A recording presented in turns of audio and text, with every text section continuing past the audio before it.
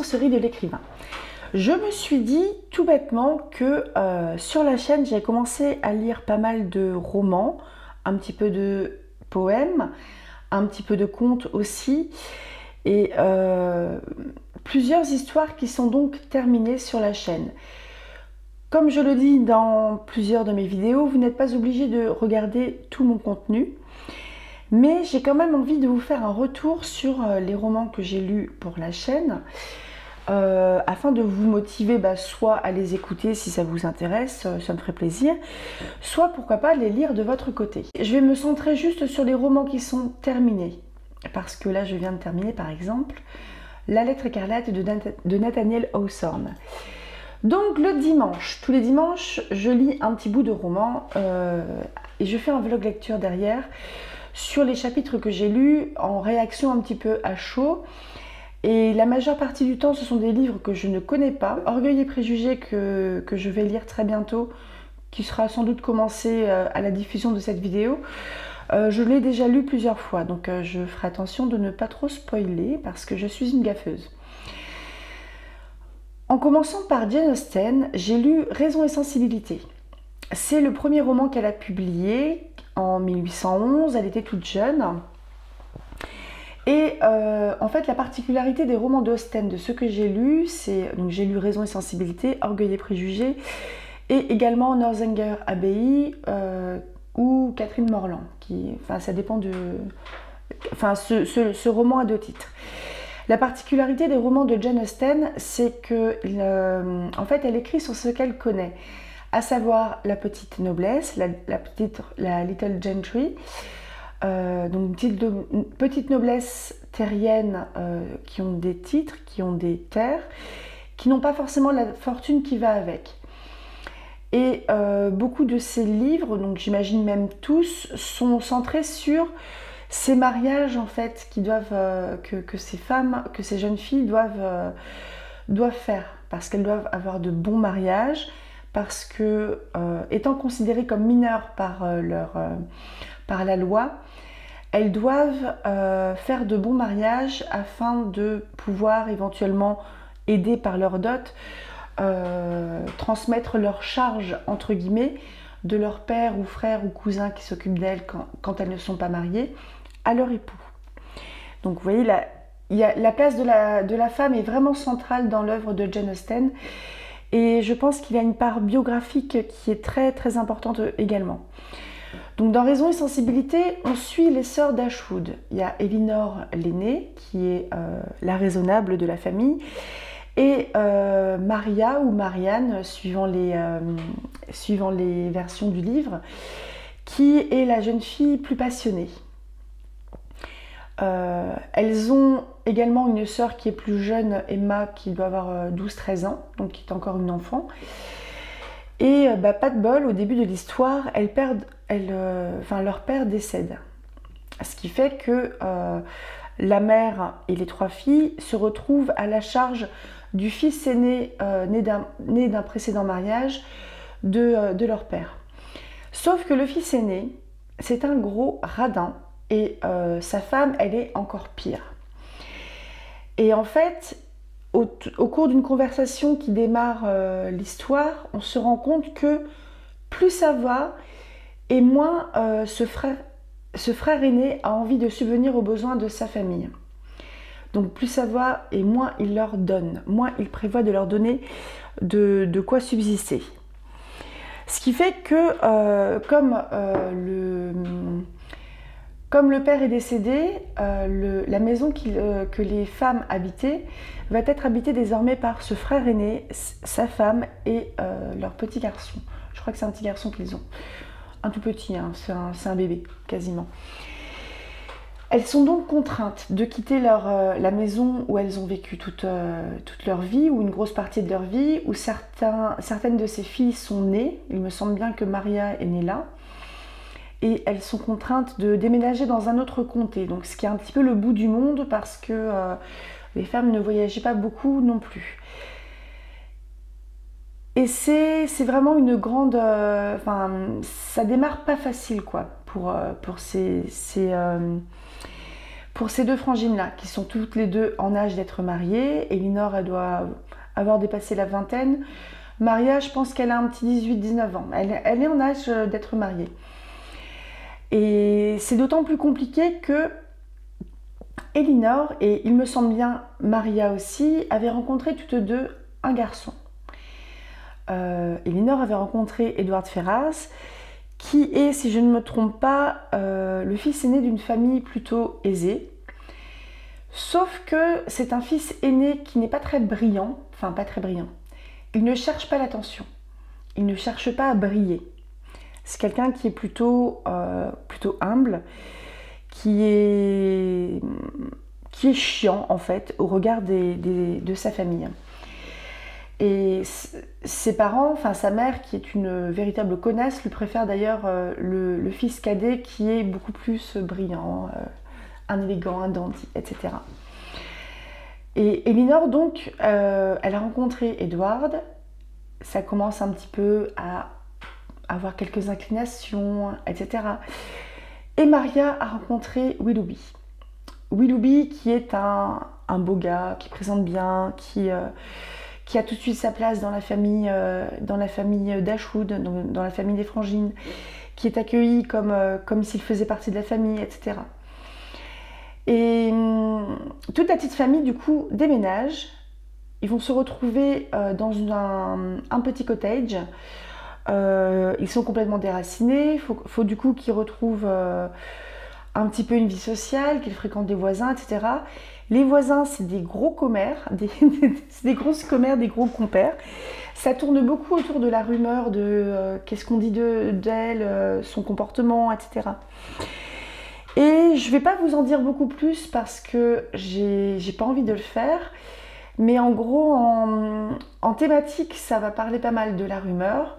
Ça va parler de l'opposition de fonctionnement en fait, de caractère entre la sœur aînée et la sœur cadette, entre la raison et la sensibilité. Ça va parler d'honneur, il y aura un homme d'honneur, ça va parler de secrets de famille. C'est vraiment, Jane Austen dans Raison et sensibilité brosse un super portrait de la petite société anglaise qui piapiate beaucoup, hein, ça parle beaucoup, etc. Et c'est une belle romance, c'est vraiment une romance feel good qui est très doudou. Donc je vous invite à découvrir ce roman, soit sur la chaîne, soit par vous-même, comme vous le souhaitez. Il y a une très belle adaptation, je ne l'ai pas vue en entier, qui date de 95 il me semble, avec Alan Rickman, Emma Thompson, Kate Winslet. Je me souviens plus des autres, mais il doit y avoir c'est un peu tout le gratin anglais au niveau des acteurs. Ensuite, j'ai lu Carmilla de Joseph Sheridan Le Fanu, que j'ai appelé à peu près dans toutes les vidéos John Sheridan Le Fanu. Et je trouve que ça sonne mieux, mais il s'appelle Joseph, donc appelons-le Joseph. Donc Carmilla, c'est une novella ou un court roman qui va parler de vampirisme et d'homosexualité féminine. Et on est à peu près à la même époque aussi que Jane Austen. Jane Austen, on est grosso modo au début du 19e siècle. Carmilla, c'est peut-être un peu plus ancien. Il me semble qu'on est en Autriche, par là-bas. On a une jeune fille un peu mélancolique qui vit avec son papa dans un vieux château dans la campagne. Et alors il me semble que soit il y a une de ses copines qui a déménagé, soit cette copine-là est décédée. Je crois qu'elle est décédée. Et du coup elle est un petit peu seule parce que c'est quand même une jeune fille qui est noble. C'est une jeune fille qui ne peut pas du coup fréquenter les jeunes filles de son âge qui sont paysannes, etc. Donc elle est très esseulée, elle est très, très proche de son papa aussi. Je trouve qu'il y a une très très belle relation à toutes les deux, enfin entre les deux. Et le début de l'histoire, c'est que arrive en fait au château un carrosse qui passe en fait sur la route et qui est accidenté. Dans ce carrosse, il y a une maman, si je ne me trompe pas, et une jeune fille qui a le même âge que Carmilla. La jeune fille est blessée, elle est un peu toute chamboulée par l'accident de carrosse. Ce qui fait que la maman, je ne sais plus si c'était la mère ou la gouvernante, s'entretient avec le père de Laura, je crois qu'elle s'appelle la jeune fille, pour dire bah écoutez, ma fille est un peu toute chamboulée par l'accident de carrosse, est-ce que je peux vous la confier quelques semaines, en gros j'ai des trucs à faire, je reviendrai la chercher. C'est un peu bizarre, mais l'homme, enfin le propriétaire du terrain, enfin du domaine, accepte et accueille ainsi la jeune fille. Et il va se nouer entre Laura, donc la fille du propriétaire, et Carmilla, la jeune fille qui a été accidentée, une relation très fusionnelle. Tout en ayant en même temps, parce qu'on est dans un roman gothique, des éléments où l'atmosphère est lourde, il se passe des choses bizarres, Carmilla est un peu tout le temps maladive, elle ferme sa porte à clé la nuit, elle veut que personne ne rentre. Laura commence à voir un fantôme dans l'allée, les domestiques aussi, il y a des choses vraiment très bizarres qui se font. Et c'est un des premiers romans qui traite du vampirisme, c'est je crois 26 ou 30 ans avant Bram Stoker, mais c'est après, il me semble, le ou la vampire de Polidori, et qui je crois est une nouvelle, je ne suis pas sûre. Et ça traite vraiment du mythe du vampire tel qu'on le connaît, donc le cercueil, je ne sais plus s'il y a l'ail ou pas, mais il y a le pieu, les trucs comme ça. Et c'est vraiment un peu flippant, il y a une sacrée ambiance qui est vraiment sympa. Après, de notre point de vue, parce que j'imagine que vous, si vous avez déjà un petit peu lu ou vu des films ou des séries télé sur les vampires, on a un petit peu tous les codes de ce genre-là, ce qui fait que ça paraît assez convenu. Mais pour l'époque, je pense que ça a vraiment un petit peu effrayé les lecteurs, et parce qu'ils n'étaient pas habitués, que c'était des mythes qui venaient, des légendes qui venaient d'Europe de l'Est. Donc dans la petite société londonienne, quand Carmilla est arrivée, ça a dû faire un petit peu un effet bœuf. Et le truc qui est très intéressant aussi dans ce livre, c'est que Joseph Sheridan Le Fanu écrit l'histoire en prêtant sa plume en fait à Laura qui raconte son histoire. Et je trouve qu'il arrive vraiment à se mettre dans la peau d'une gamine de 14, 15, 16 ans qui a un peu les premiers émois adolescents, Enfin, j'ai bien aimé. Sans que ce soit non plus un coup de cœur absolu, mais c'était vraiment, vraiment sympa. Ensuite, dans le cadre de Passe ton bac, parce que c'est un livre qui est au programme du bac 2024, depuis quelques années j'imagine aussi, j'ai lu Manon Lescaut de l'abbé Prévost. Manon Lescaut, je crois que c'est un petit peu antérieur. C'est au XVIIIe siècle, donc c'est un siècle avant le livre de Jane Austen. Alors j'ai vraiment aimé aussi, et la difficulté en fait, je me souviens de lire ce livre-là, c'est que le roman, il n'était pas chapitré, il était coupé en 2 points. Ce qui faisait que j'ai un peu coupé comme je pouvais pour pas pour pas me lancer dans 3 heures de vidéo. Et Manon Lescaut, j'ai vraiment aimé.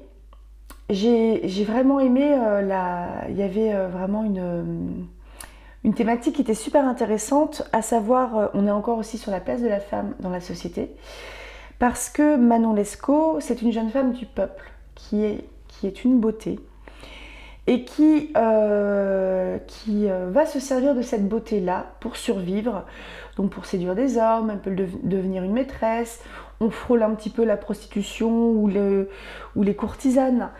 Et elle rencontre en fait le chevalier des Grieux, qui est le héros qui raconte son histoire, qui va tomber éperdument amoureux de Manon Lescaut et la placer sur un piédestal tout là-haut. Enfin, il la met vraiment au-dessus de tout le monde. Et évidemment, Manon Lescaut, c'est pas possible, elle ne peut pas travailler, elle ne peut pas user ses blanches mains à nettoyer le parquet par exemple, donc il lui faut un certain train de vie. Sauf que le chevalier des Grieux, si je ne me trompe pas, il vient d'une famille noble, je pense, donc une famille plutôt riche, et il était destiné à la prêtrise. Il est dans... je ne sais plus comment ça s'appelle exactement, mais c'est pas tout à fait un monastère. peut-être une abbaye, sans être sûre. Enfin, il est destiné à la prêtrise. Il fait des études pour ça, etc. Mais il tombe éperdument amoureux de Manon Lescaut. Et évidemment, il y a un côté assez tragique dans cette histoire-là, c'est que, surtout lui, hein, elle est plus maligne quand même, mais surtout lui, il va prendre toutes les décisions les plus désastreuses possibles pour vivre son amour avec Manon Lescaut, tout en plongeant joyeusement dans l'illégalité, à se retrouver dans la merde pas possible parce qu'il a pris de mauvaises décisions, parce qu'il appelle au secours son meilleur ami, parce que oui, j'ai besoin de sous. Son meilleur ami est un chou à la crème qui va l'aider. Et un petit peu con sur les bords, qu'est-ce que vous voulez. Mais j'ai trouvé que c'était une histoire qui était vraiment très intéressante sur ce plan-là, sur l'amour en fait, à quel point ça peut faire perdre les pédales aux gens. Et à quel point quand on commence à prendre de mauvaises décisions, et ben ça s'enchaîne rapidement. Et ça peut clairement tourner au désastre complet. Donc on va dire que c'est pas vraiment, on part pas sur un happy end, hein, mais c'est une belle histoire. La langue est très jolie aussi. J'ai vraiment apprécié cette lecture aussi. J'ai été étonnée d'ailleurs, hein, franchement. Je me suis étonnée à apprécier cette histoire. Par la suite, j'ai lu Une étude en rouge de Sir Arthur Conan Doyle, qui est le premier roman sur une série de 4 romans et 56 nouvelles, si je ne me trompe pas, sur Sherlock Holmes. L'histoire, donc, ce que je ne savais pas, que j'avais sans doute oublié, est racontée par Watson.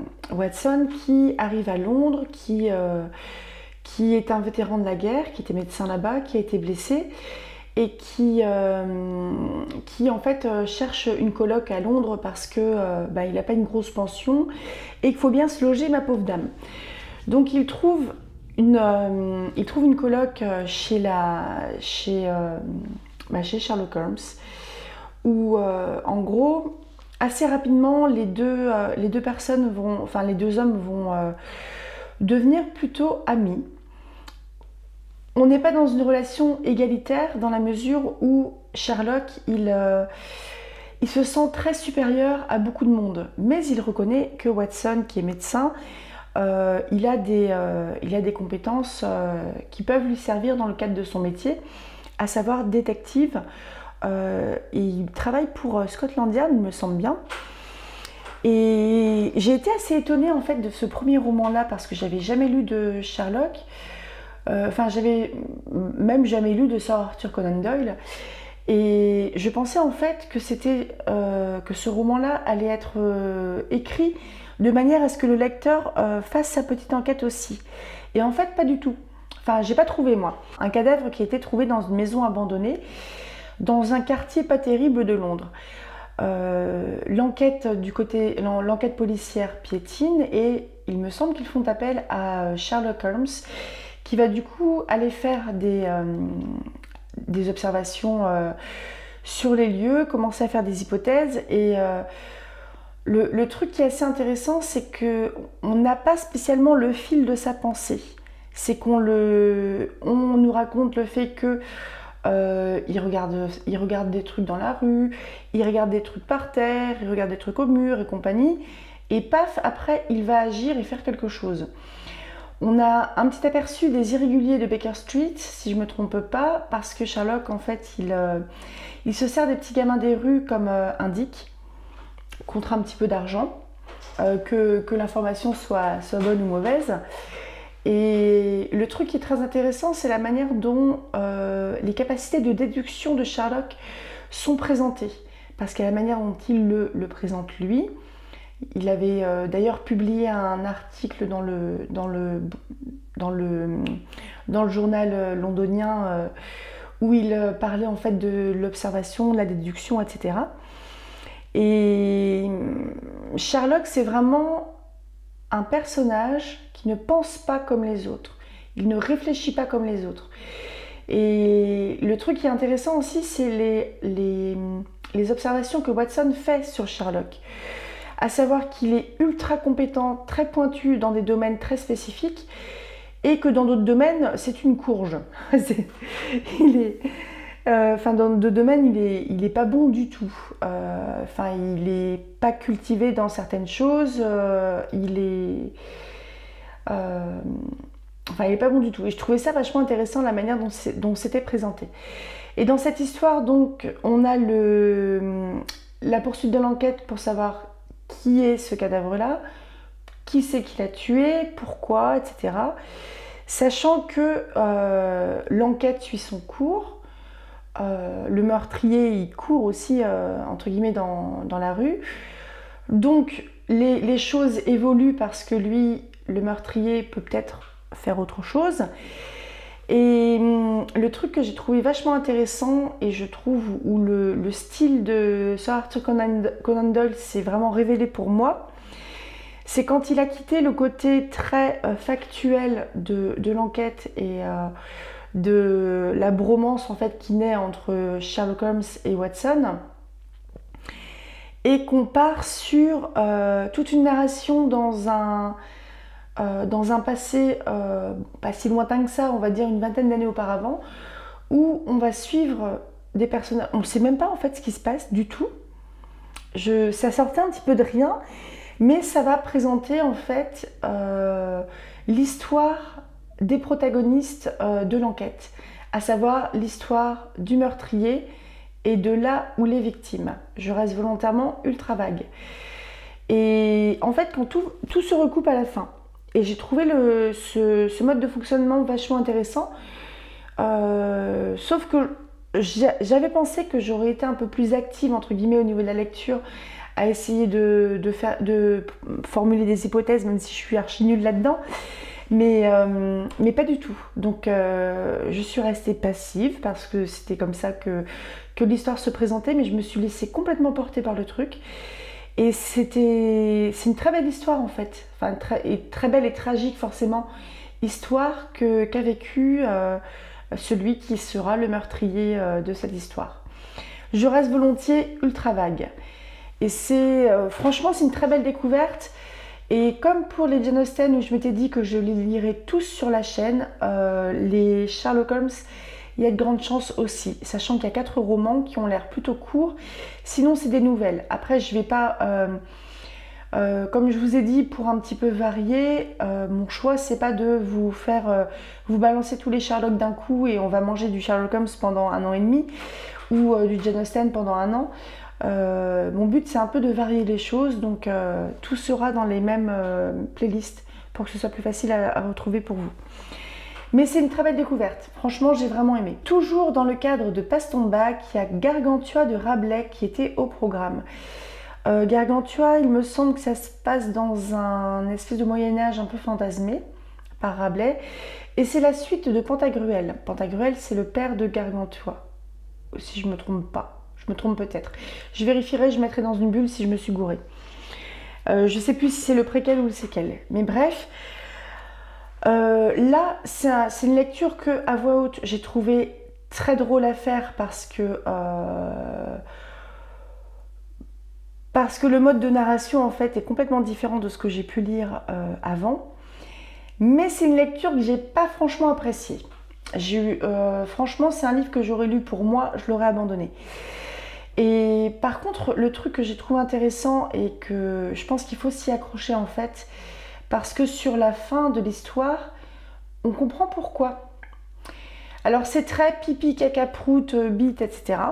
Donc voilà, maintenant je les ai tous dit. Ça va parler beaucoup du fonctionnement du corps, des excréments, etc. Donc c'était passionnant. Mais c'est surtout une critique de la société du temps de Rabelais.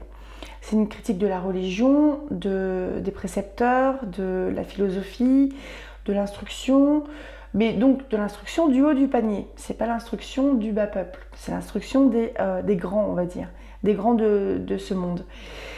Le truc que j'ai trouvé assez rigolo, c'est qu'on se balade un peu du côté de chez moi parce qu'il y avait notamment Saint-Sébastien-sur-Loire qui était nommé, mais il y avait le Saumur, etc. Il y a des grandes descriptions de grosses bouffes et compagnie. On se retrouve, il y a un prêtre qui est Céline m'avait fait rire. Est-ce qu'on est dans The Last Kingdom? Mais il y a un prêtre en fait qui défonce des gueules et qui coupe des têtes. Fallait pas le faire chier. Mais ouais, pour vous dire, en fait, je l'ai fini il n'y a pas très longtemps, mais j'en ai pas un souvenir très prégnant. Mais je pense que c'est une lecture.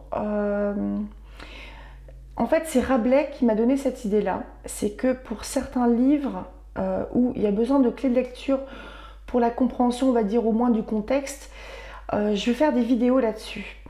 Je vais faire des vidéos certainement pour par exemple, pour Raison et Sensibilité, enfin pour les livres de Jane Austen qui ne sont pas que des romances. C'est pas des romances, hein. Je vais en faire un pour Gargantua de Rabelais, sûr et certain. Et aussi pour La peau de chagrin de Balzac que je suis en train de lire là et où je patauge un peu dans la masse d'informations qu'il y a. Donc pour ça je ferai des petites vidéos un peu explicatives, éventuellement à lire avant, enfin à écouter avant que vous lisiez le roman sur la chaîne ou chez vous, comme vous voulez, il n'y a pas de souci. Et le dernier livre que j'ai terminé tout récemment, parce que je l'ai fini hier et avec la boule à la gorge, c'est La lettre écarlate de Nathaniel Hawthorne, où on se retrouve. Nathaniel Hawthorne, c'est un auteur américain, c'est un des premiers romanciers américains du 19e siècle, qui a écrit une histoire qui se passe au 16e siècle, mais autour de Salem. C'est un gars qui est originaire de Salem. Et si vous voulez, il est originaire des puritains de Boston, tout ça, qui sont arrivés d'Angleterre, qui étaient tous très pieux, etc. Alors j'ai l'impression qu'il y a une grosse part d'inspiration d'un fait réel qui est à l'origine de ce roman-là. Donc à savoir que La lettre écarlate va suivre l'histoire d'Esther Prynne. Donc je le dis Prynne parce que j'ai un accent pourri en anglais. C'est pour peut-être dire Prynne. Esther Prynne est une jeune femme qui est mariée avec un homme qui était plus âgé, qui a disparu pendant de longs mois, qui a disparu depuis tellement longtemps qu'on pense qu'il est mort. Sauf qu'Esther, elle a un bébé. Elle a eu un bébé. Et c'est juste pas possible en faisant un simple calcul de se dire que c'est l'enfant de son mari. Donc c'est l'enfant de quelqu'un d'autre. Donc c'est un péché. Elle a donc été condamnée et emprisonnée. Sa fille Pearl naît en prison. Et Esther est condamnée par le tribunal religieux à porter la lettre écarlate, donc c'est un A comme adultère, sur sa robe toute sa vie. Donc c'est une femme qui va être montrée du doigt et méprisée toute sa vie. Et Esther va porter le secret, qui va être un véritable fardeau, sur l'identité du père de Pearl. Il y a un autre secret aussi qui va s'y adjoindre, mais je ne vais pas vous le dire, même si ça se sait très rapidement. Hein. Dès le premier ou le deuxième chapitre, c'est su. Mais elle va porter un second secret. Et c'est vraiment une... C'était un portrait de femme que j'ai trouvé, mais absolument magnifique. Parce que le premier chapitre, elle sort de la prison. Elle est mise sur l'estrade du pilori. Elle est exposée en gros, sa honte est exposée à toute la population qui commente genre en gros c'est une pute, bref, ce genre de pensée sur elle. Et Esther en fait, elle assume totalement parce qu'elle a aimé cet homme, elle va aimer cet enfant parce que Pearl est née en prison. Et elle sort de là, en gros, avec le port d'une reine. En même temps, elle n'a pas le choix. Parce qu'elle est seule. Parce que le père de cet enfant et donc l'amant d'Esther, il est dans la foule, mais il n'intervient pas. Parce ce père-là est à une place où il ne peut pas intervenir non plus. C'est pas possible. Donc il n'intervient pas. Et il laisse la femme qu'il a aimée seule affronter la foule et affronter la honte. Et ce qui fait que à la suite de ça, Esther elle va mener vraiment une vie de solitude où elle est montrée du doigt constamment. Et c'est vraiment une société puritaine. Et c'est la religion a un poids très important dans cette société-là. Et c'est vraiment un poids qui va peser sur elle, mais pas sur Pearl. Pearl, elle va être encore plus le symbole de cet adultère et de cet amour que la lettre que porte sa mère. Et j'ai vraiment adoré ce roman. C'est un coup de cœur absolu. Les personnages qui sont dessinés sont magnifiques. Vous ne pouvez pas ne pas être en empathie avec Esther. Vous ne pouvez pas ne pas comprendre aussi cet homme que j'ai mis très longtemps à l'apprécier. Le père, parce qu'on va savoir qui c'est. Et vous ne pouvez pas non plus ne pas comprendre, parce qu'il y a un petit trio, en fait, un quatuor. Dans cette histoire, il y a un autre personnage qui va devenir mauvais et vous ne pouvais pas non plus ne pas le comprendre. Et je trouve que c'est un livre d'une richesse, mais moi j'en ai encore le frisson rien que d'en parler. J'ai adoré cette lecture-là, franchement. Mais vraiment, vraiment, vraiment. J'ai adoré. Je vous le conseille très, très fort. La langue est très belle. Je trouve que les tournures de phrases ne sont pas compliquées. Ça va, c'est très, très bien traduit. C'est beaucoup référencé par contre. Et là aussi, je pense qu'il y a beaucoup de références qui peuvent échapper parce que on n'est pas des pros de l'histoire américaine. On n'est pas des pros non plus du puritanisme ou des maires ou prêtres locaux du XVIIe siècle. Donc il y a forcément beaucoup de références qui échappent. C'est pour ça que je pense que je vais également faire pour ce roman-là une vidéo clé de lecture. Mais la manière dont je vois ces vidéos-là, ça va être vraiment des choses très rapides et efficaces, des vidéos de 10-15 minutes. Pas vous bombarder non plus d'informations, mais vous donner quelques trucs pour que ce ne soit pas compliqué à lire. Et je ne dis pas ça parce que je vous prends pour des nouilles, mais je pense que pour la compréhension et l'appréciation de certains romans que nous on va lire hors de contexte parce qu'il s'est passé 200 ans, parce que ça se passe sur un autre continent, on ne peut pas tout savoir. Et si on n'a pas ces éléments-là, à mon avis, on passe à côté de pas mal de choses. Et on passe à côté surtout de pas mal de clés de compréhension. Et du coup, je vous ferai des petites vidéos là-dessus. Donc voilà, sur ces 6 romans que j'ai déjà lus pour la chaîne en juillet, août, septembre, octobre, novembre, décembre, janvier, en 7 mois. Je trouve qu'on est pas mal. Mais on est pas mal parce que aussi j'ai commencé à lire pour le bac le lundi. On verra. Je ne suis pas persuadée d'avoir le temps de lire avant juin, juillet tout le programme du bac. Il reste, après La peau de chagrin, il reste encore un roman de Balzac.